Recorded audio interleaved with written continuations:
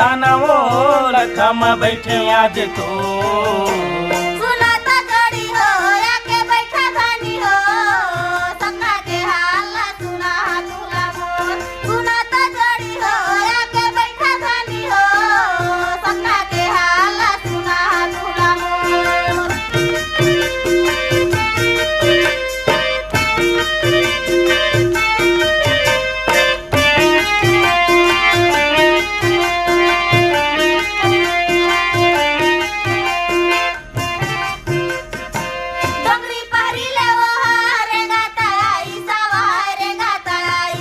लखम के काऊ ह कही सावै काऊ ह कही सावै डोंगरी परी ले वो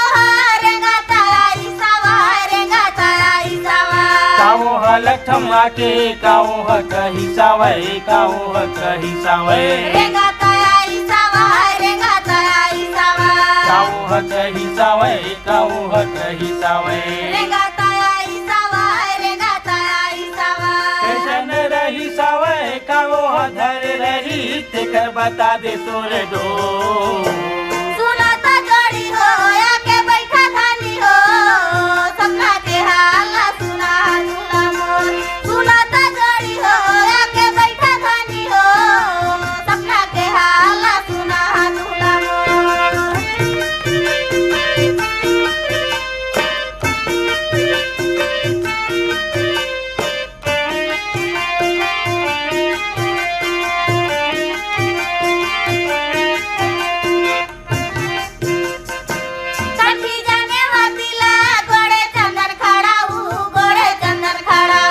नरियर फूल पान ऐसन देकर चढ़ाऊं ऐसन देकर चढ़ाऊं कंठी जाने वतीला गोड़े चंदन खड़ाऊ गोड़े चंदन खड़ाऊ नरियर फूल पान ऐसन देकर चढ़ाऊं ऐसन देकर चढ़ाऊं गोड़े चंदन खड़ाऊ गोड़े चंदन खड़ाऊ ऐसन देकर चढ़ाऊं ऐसन देकर चढ़ाऊं गोड़े चंदन खड़ाऊ गोड़े चंदन खड़ाऊ मेरे गए होई कमेरे बैठे होई जाके पूछाते मैं तो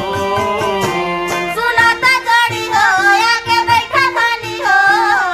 सपना के हाल सुना तुला मोर सुनाता जोड़ी हो या के बैठा धानी हो सपना के हाल सुना तुला मोर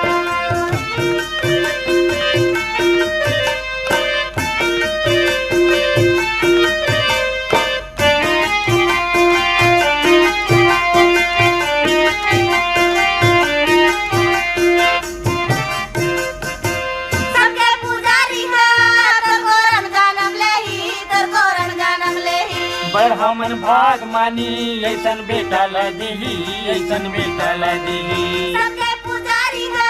तो कोरन जन्म लेही तो कोरन जन्म लेही बड़ हमन भाग मानी ऐसन बेटा ला दीही ऐसन बेटा ला दीही तो कोरन जन्म लेही तो कोरन जन्म लेही ऐसन बेटा ला दीही ऐसन बेटा ला दीही तो कोरन जन्म लेही तो कोरन जन्म लेही मांगू यमरौतिन के बेटा के संगे मां नाम अमर रही तो सुनाता जोड़ी हो या के बैठा धानी हो सपना के हाल सुना तुला मोर सुनाता जोड़ी हो या के बैठा धानी हो सपना के हाल सुना तुला मोर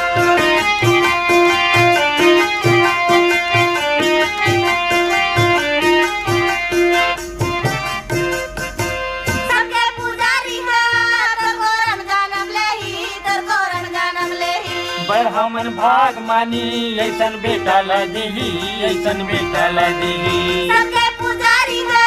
तो कोरन जन्म लेही तो कोरन जन्म लेही बड़ हमन भाग मानी ऐसन बेटा ला दीही ऐसन बेटा ला दीही तो कोरन जन्म लेही तो कोरन जन्म लेही ऐसन बेटा ला दीही ऐसन बेटा ला दीही तो कोरन जन्म लेही तो कोरन जन्म लेही मांगू यमरौतिन के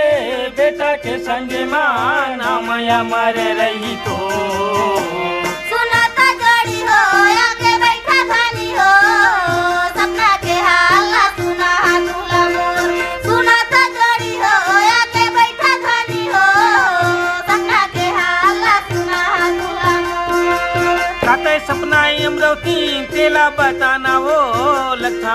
चिट्ठियां जे तो सुनाता जोड़ी हो आके बैठा धनी हो सपना के हाल सुना दूल्हा मोर